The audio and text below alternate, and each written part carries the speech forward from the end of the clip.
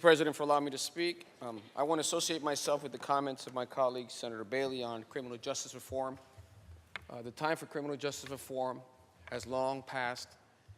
We have an opportunity now to help those individuals, especially in black and brown communities, who've suffered under the unfairness and the indignities of our criminal justice system. Another issue that was in the budget, not specifically mentioned, but we're going to continue to reform segregated confinement. As we all know, the United Nations has held that holding people for long periods of time in segregated confinement is torture. We're also going to continue to expand shock incarceration, something that's very important to all of us in this conference.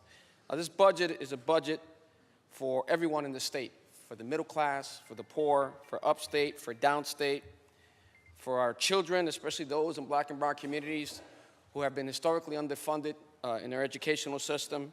This budget is a budget that is a budget for the entire state and not for a selective few. Now, one area that didn't appear in the budget, but we're going to continue to fight for, is the issue of the Green Light Bill, which is a driver's license for undocumented immigrants. We haven't forgotten you. We're going to continue to fight for you.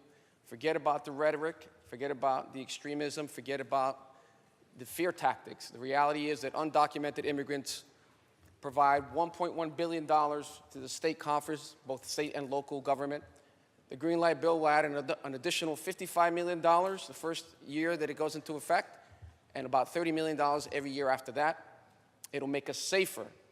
It'll allow these individuals to integrate themselves into the economy, and it'll also lower our insurance rates 10 to 20%. So we continue to fight for you. Our conference is conscious of the necessity of this legislation.